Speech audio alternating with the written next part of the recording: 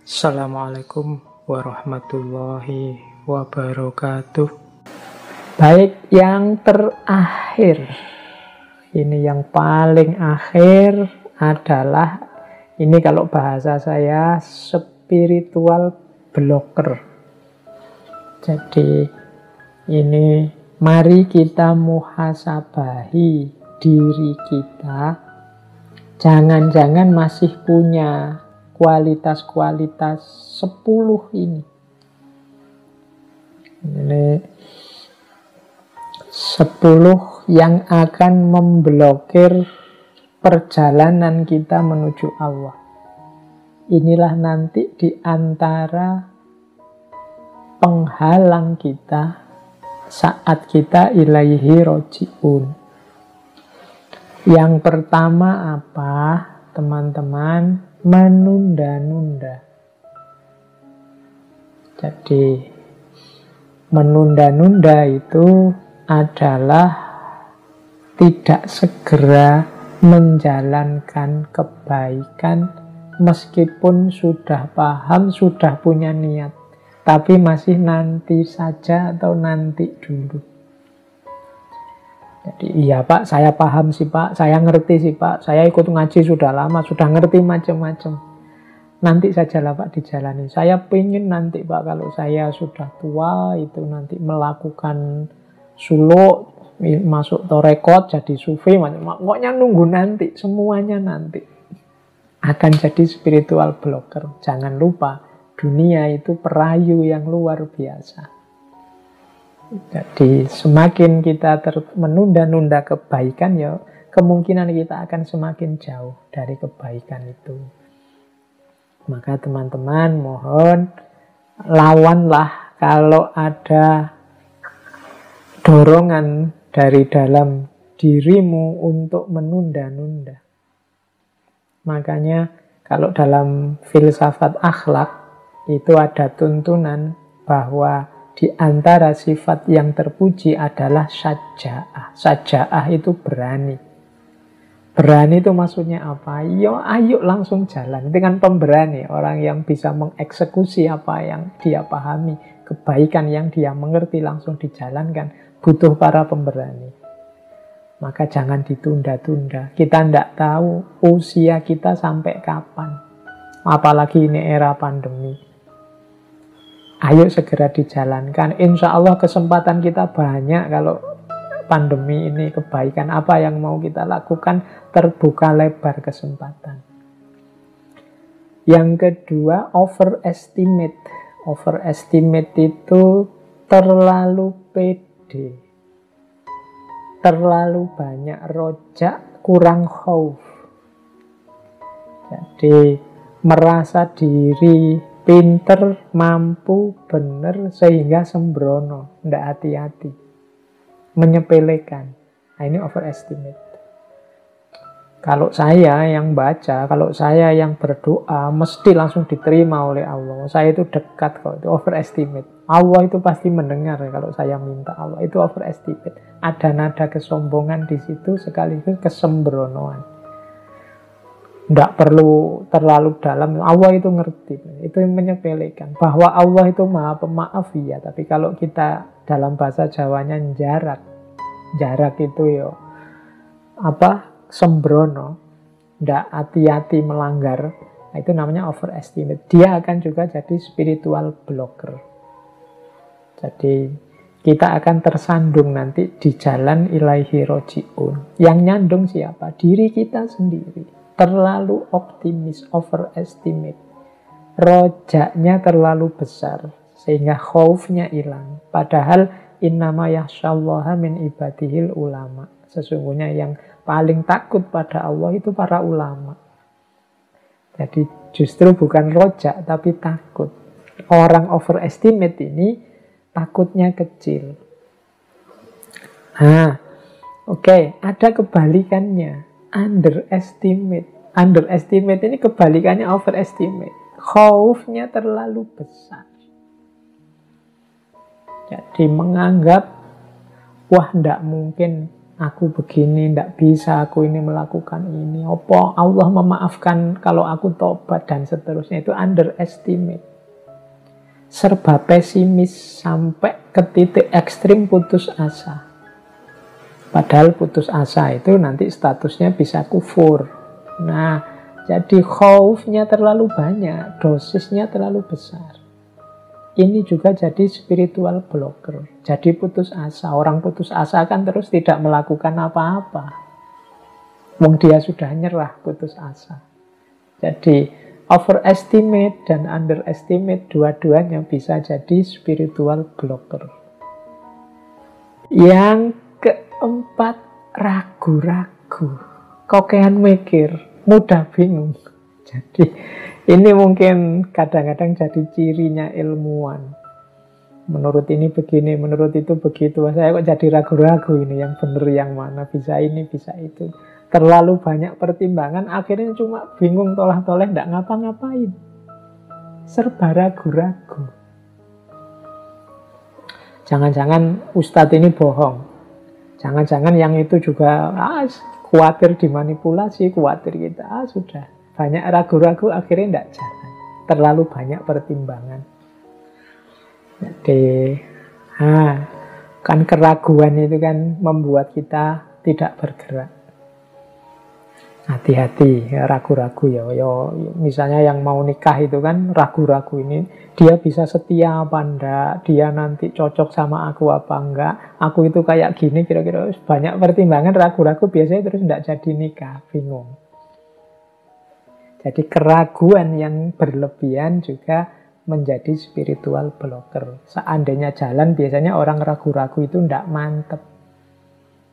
Kalau dalam teorinya tasawuf tertentu itu kemantapan hati, itu disitulah sumbernya keampuhan. Kalau saya sering ilustrasikan, kalau kita berdoa kepada Allah, yakin dikabulkan 100%, insya Allah 100% Allah akan mengabulkan. Tapi kalau kita ragu-ragu, misalnya 50% saja keyakinan kita doa dikabulkan, yo, insya Allah nanti hadirnya pengabulan juga 50%. Wong kita sendiri tidak yakin Allah mengabulkan, ya Allah tidak akan mengabulkan. Ana inda dzonni abdi. Nah, keraguan juga sumbernya spiritual blocker. Yang kelima, kemalasan. Kalau ini saya tidak tahu, teman-teman wis lebih pengalaman ya kalau tentang males ini kan. Jadi ngertilah ya bagaimana dahsyatnya power of kemalesan ini. Jadi silahkan dinikmati, dipahami bagaimana kadang-kadang ini menjadi spiritual blocker. Apalagi pandemi ini, wis pokoknya waktu kita 50% hanya untuk rebahan saja. Oke. Jadi, ayo kita introspeksi. Kebosanan. Kebosanan ini untuk teman-teman yang biasanya sudah baik, sudah jalan. Cuma kemudian, setelah waktu berjalan lama, kehilangan rasa. Apa nek bahasanya kehilangan rasa itu ya? Nggak ada gerengnya lagi, sehingga bosan. Ya ilustrasinya misalnya teman-teman yang mendawamkan sholat malam atau sholat duha itu. Mungkin awal-awal itu rasanya menyentuh, mendalam. Tapi lama-lama rasanya kayak formalitas, tidak ada rasanya sama sekali. Nah, itu kebosanan. Makanya sering sekali saya tekankan, ayo istiqomah, ayo istiqomah. Karena kebaikan itu di tengah jalan akan ketemu dengan kebosanan. Ketika kita mendawamkan, mengistiqomai. Lawan ini. Karena dia juga akan jadi spiritual blocker. Dia akan menghalangi jalan kita menuju Allah. Nah, yang selanjutnya keterikatan. Kalau ini tidak harus saya jelaskan detail. Di banyak sesi sudah saya jelaskan bagaimana semakin kita terikat oleh banyak hal, ya semakin kita tidak akan fokus untuk kembali kepada Allah ilaihi roji'un. Kemudian yang ke-8, pamrih duniawi. Ini juga sama seperti keterikatan. Targetnya hanya duniawi. Jadi capek-capek tahajud targetnya adalah biar kaya, targetnya adalah biar dapat istri cantik, targetnya adalah biar lulus ujian. Ya sampai di situ saja perjalananmu. Kalau hanya pamrih keduniaan. Kemudian kurang bersyukur. Isinya sambat, isinya mengeluh. Ini jadi spiritual blocker. Pandemi ini saya lihat orang itu isinya mengeluh semua. Orang lupa bahwa ya mungkin di satu dimensi kehidupan kita yang ini itu isinya bencana. Tapi di banyak dimensi yang lain itu isinya anugerah demi anugerah. Cuma kita terdistraksi, kita hanya fokus pada bencana ini. Melupakan banyak sisi lain yang sifatnya anugerah. Sehingga kita akhirnya jadi tidak bersyukur. Seolah-olah Allah itu hanya memberi kesulitan saja. Oke ya, jadi kurang bersyukur juga jadi spiritual blocker. Orang selalu mengeluh, menganggap bahwa Allah sudah kehilangan Rahman Rahimnya. Padahal dalam Al-Quran kan jelas, la in syakartum la azidannakum wa la in kafartum inna adzabi lasyadid. Orang yang kurang bersyukur, orang yang tidak bersyukur, itu bahkan oleh Allah akan diazab. Inna adzabi lasyadid. Tidak hanya dianggap salah atau dihentikan nikmatnya, tapi oleh Allah akan diazab. Maka jadilah hamba yang bersyukur. Apapun keputusan yang terjadi berarti itu keputusannya Allah dan kita ridhoi. Dan yang terakhir, su'udzon. Su'udzon itu prasangka buruk. Pada apapun, pada siapapun termasuk pada Allah. Ini juga spiritual blocker.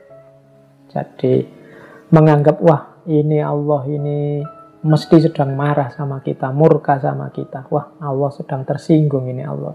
Nah, ini su'udzon. Kita ini dibenci mesti oleh Allah. Ini su'udzon. Pada Allah, pada manusia juga begitu. Menganggap orang jahat, menganggap orang ini rusak, menganggap orang ini menginginkan keburukanku, dan lain sebagainya. Ini su'udzon. Ini juga spiritual blocker. Jadi teman-teman, di antara bahan muhasabah untuk besok malam itu menurut saya antara lain, ayo sifat-sifat yang menunda atau menghalangi perjalanan kita menuju Allah yang seperti saya sebut 10 ini, kira-kira hidup tidak dalam diri kita. Kalau ada, ayo berjuang untuk membersihkannya.